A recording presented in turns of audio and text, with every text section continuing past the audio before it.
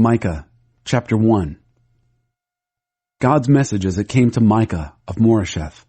It came during the reigns of Jotham, Ahaz, and Hezekiah, kings of Judah. It had to do with what was going on in Samaria and Jerusalem. God takes the witness stand. Listen, people, all of you. Listen, earth and everyone in it. The Master, God, takes the witness stand against you, the Master from his holy temple. Look, here he comes, God from his place. He comes down and strides across mountains and hills. Mountains sink under his feet, valleys split apart. The rock mountains crumble into gravel. The river valleys leak like sieves. All this because of Jacob's sin, because Israel's family did wrong. You ask, so what is Jacob's sin? Just look at Samaria. Isn't it obvious? And all the sex and religion shrines in Judah. Isn't Jerusalem responsible? I'm turning Samaria into a heap of rubble, a vacant lot littered with garbage. I'll dump the stones from her buildings in the valley and leave her abandoned foundations exposed. All her carved and cast gods and goddesses will be sold for stove wood and scrap metal. All her sacred fertility groves burned to the ground. All the sticks and stones she worshipped as gods, destroyed. These were her earnings from her life as a whore. This is what happens to the fees of a whore. This is why I lament and mourn. This is why I go around in rags and barefoot. This is why I howl like a pack of coyotes and moan like a mournful owl in the night. God has inflicted punishing wounds. Judah has been wounded with no healing in sight. Judgment has marched through the city gates. Jerusalem must face the charges. Don't gossip about this in Telltown. Don't waste your tears. In Dustville, roll in the dust. In Alarm Town, the alarm is sounded. The citizens of Exitburg will never get out alive. Lament, last stand city. There's nothing in you left standing. The villagers of Bittertown wait in vain for sweet peace. Harsh judgment has come from God and entered Peace City. All you who live in Chariotville, get in your chariots for flight. You led the daughter of Zion into trusting not God, but chariots. Similar sins in Israel also got their start in you. Go ahead and give your goodbye gifts to Goodbyeville. Mirage Town beckoned, but disappointed Israel's kings. Inheritance City has lost its inheritance. Glory Town has seen its last of glory. Shave your heads in mourning over the loss of your precious towns. Go bald as a goose egg. They've gone into exile and aren't coming back. Chapter 2. God has had enough. Doom to those who plot evil, who go to bed dreaming up crimes. As soon as it's morning, they're off, full of energy, doing what they've planned. They covet fields and grab them, find homes and take them. They bully the neighbor and his family, see people only for what they can get out of them. God has had enough. He says, I have some plans of my own. Disaster because of this interbreeding evil. Your necks are on the line. You're not walking away from this. It's doomsday for you. Mocking ballads will be sung of you, and you yourselves will sing the blues. Our lives are ruined, our homes and lands auctioned off. They take everything, leave us nothing. All is sold to the highest bidder. And there'll be no one to stand up for you, no one to speak for you before God and his jury. Don't preach, say the preachers. Don't preach such stuff. Nothing bad will happen to us. Talk like this to the family of Jacob? Does God lose his temper? Is this the way he acts? Isn't he on the side of good people? Doesn't he help those who help themselves? What do you mean, good people? You're the enemy of my people. You rob unsuspecting people out for an evening stroll. You take their coats off their backs like soldiers who plunder the defenseless. You drive the women of my people out of their ample homes. You make victims of the children and leave them vulnerable to violence and vice. Get out of here, the lot of you. You can't take it easy here. You've polluted this place, and now you're polluted, ruined. If someone showed up with a good smile and glib tongue and told lies from morning to night, I'll preach sermons that will tell you how you can get anything you want from God. More money, the best wines, you name it. You'd hire him on the spot as your preacher. I'm calling a meeting, Jacob. I want everyone back, all the survivors of Israel. I'll get them together in one place, like sheep in a fold, like cattle in a corral, a milling throng of homebound people. Then I, God, will burst all confinements and lead them out into the open. They'll follow their king. I will be out in front, leading them. Chapter 3. Haters of good, lovers of evil. Then I said, listen, leaders of Jacob, leaders of Israel, don't you know anything of justice? Haters of good, lovers of evil. Isn't justice in your job description? But you skin my people alive. You rip the meat off their bones. You break up the bones, chop the meat, and throw it in a pot for cannibal stew. The time's coming, though, when these same leaders will cry out for help to God, but he won't listen. He'll turn his face the other way because of their history of evil. Here is God's message to the prophets, the preachers who lie to my people. For as long as they're well paid and well fed, the prophets preach, isn't life wonderful? Peace to all.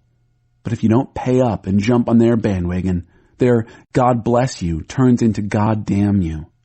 Therefore, you're going blind. You'll see nothing.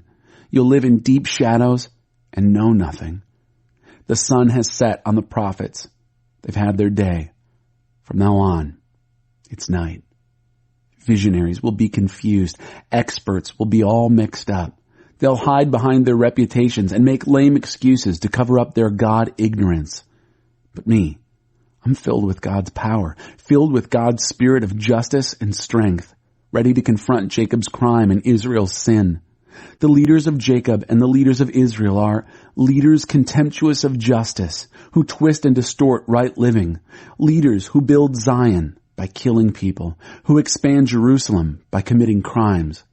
Judges sell verdicts to the highest bidder, priests mass market their teaching, prophets preach for high fees, all the while posturing and pretending dependence on God. We've got God on our side. He'll protect us from disaster. Because of people like you, Zion will be turned back into farmland. Jerusalem end up as a pile of rubble. And instead of the temple on the mountain, a few scraggly scrub pines. Chapter 4. The making of God's people.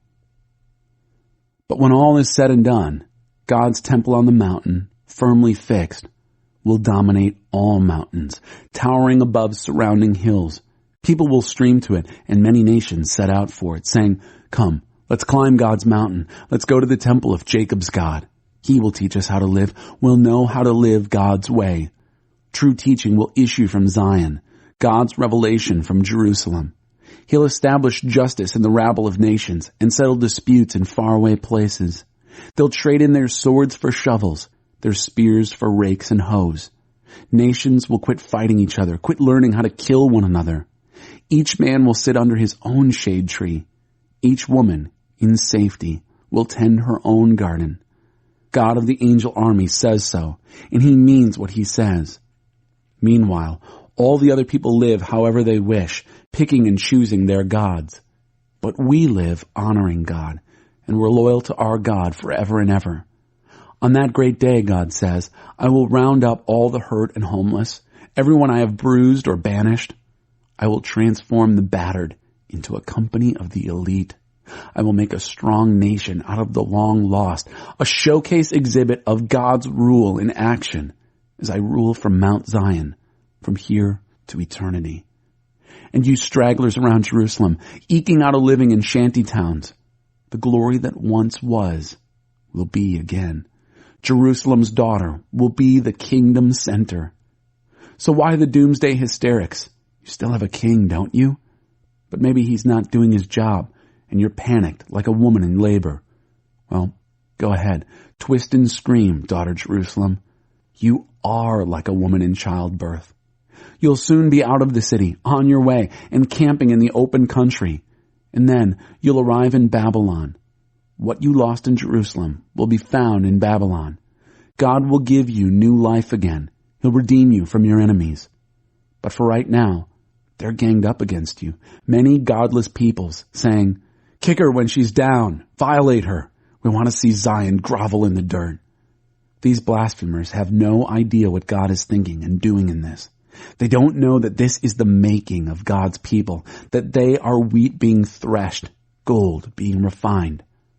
On your feet, daughter of Zion. Be threshed of chaff. Be refined of dross. I'm remaking you into a people invincible, into God's juggernaut to crush the godless peoples.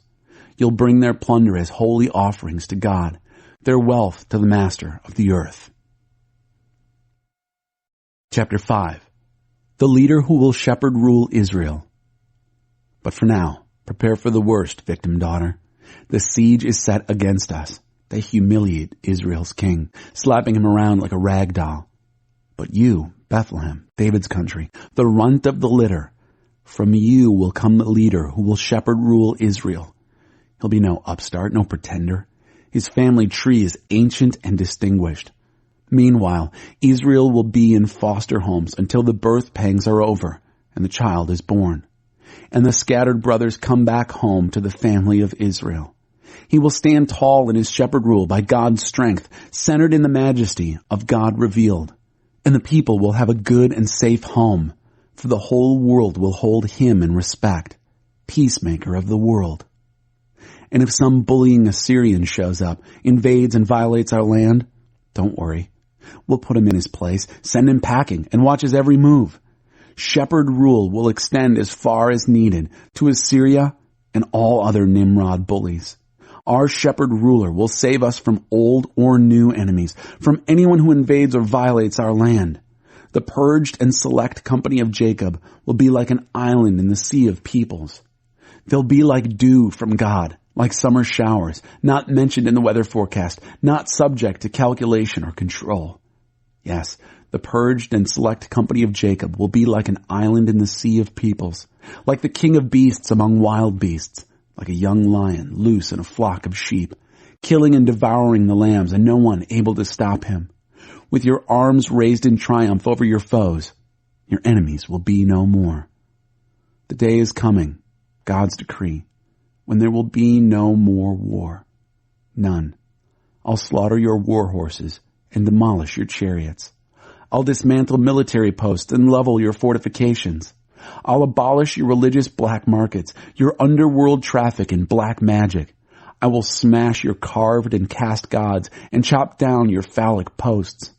No more taking control of the world, worshiping what you do or make. I'll root out your sacred sects and power centers and destroy the God-defiant.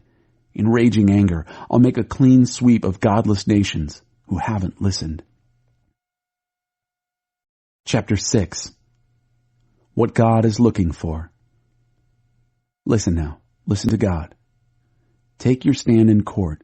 If you have a complaint, tell the mountains. Make your case to the hills. And now, mountains, hear God's case. Listen, jury earth, for I am bringing charges against my people. I am building a case against Israel. Dear people, how have I done you wrong? Have I burdened you, worn you out? Answer. I delivered you from a bad life in Egypt. I paid a good price to get you out of slavery. I sent Moses to lead you, and Aaron and Miriam to boot.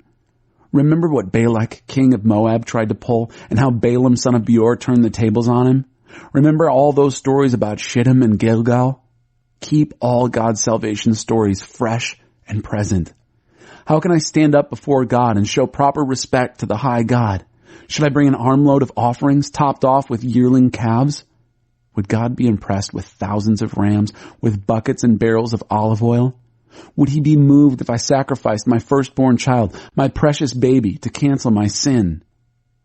But he's already made it plain how to live, what to do, what God is looking for in men and women. It's quite simple. Do what is fair and just to your neighbor.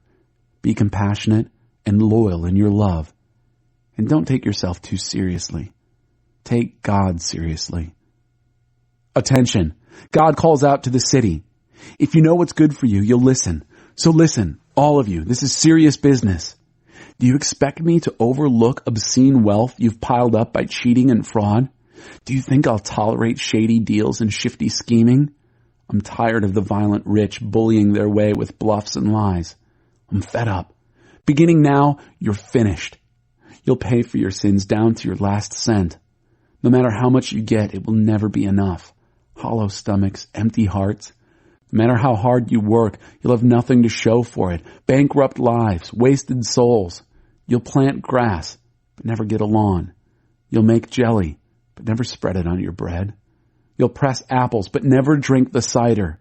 You have lived by the standards of your king, Omri, the decadent lifestyle of the family of Ahab. Because you've slavishly followed their fashions, I'm forcing you into bankruptcy. Your way of life will be laughed at, a tasteless joke. Your lives will be derided as futile and fake. Chapter 7. Stick around to see what God will do. I'm overwhelmed with sorrow, sunk in a swamp of despair. I'm like someone who goes to the garden to pick cabbages and carrots and corn and returns empty-handed, finds nothing for soup or sandwich or salad. There's not a decent person in sight. Right living humans are extinct. They're all out for one another's blood, animals preying on each other. They've all become experts in evil. Corrupt leaders demand bribes. The powerful rich make sure they get what they want. The best and brightest are thistles. The top of the line is crabgrass. But no longer. It's exam time. Look at them slinking away in disgrace. Don't trust your neighbor. Don't confide in your friend. Watch your words, even with your spouse. Neighborhoods and families are falling to pieces. The closer they are, sons, daughters, in-laws, the worse they can be. Your own family is the enemy. But me, I'm not giving up. I'm sticking around to see what God will do. I'm waiting for God to make things right. I'm counting on God to listen to me. Spreading your wings. Don't, enemy, crow over me. I'm down, but I'm not out. I'm sitting in the dark right now, but God is my light. I can take God's punishing rage. I deserve it. I sinned. But it's not forever. He's on my side and is going to get me out of this. He'll turn on the lights and show me his ways. I'll see the whole picture and how right he is. My enemy will see it too and be discredited. Yes, disgraced. This enemy who kept taunting, so where is this God of yours? I'm going to see it with these, my own eyes. My enemy disgraced, trash in the gutter. Oh, that will be a day for rebuilding your city, a day for stretching your arms, spreading your wings. All your dispersed and scattered people will come back, old friends and family from faraway places, from Assyria in the east to Egypt in the west, from across the seas and out of the mountains. But there'll be a reversal for everyone else. Massive depopulation because of the way they lived, the things they did. Shepherd, O God, your people with your staff, your dear and precious flock, uniquely yours in a grove of trees centered in lotus land. Let them graze in lush Bashan, as in the old days in green Gilead. Reproduce the miracle wonders of our exodus from Egypt and the godless nations. Put them in their place, humiliated in their arrogance, speechless and clueless. Make them slink like snakes, crawl like cockroaches, come out of their holes from under their rocks, and face our God. Fill them with holy fear and trembling. Where is the God who can compare with you, wiping the slate clean of guilt, turning a blind eye, a deaf ear, to the past sins of your purged and precious people? You don't nurse your anger, and don't stay angry long. For mercy is your specialty. That's what you love most. And compassion is on its way to us. You'll stamp out our wrongdoing. You'll sink our sins to the bottom of the ocean.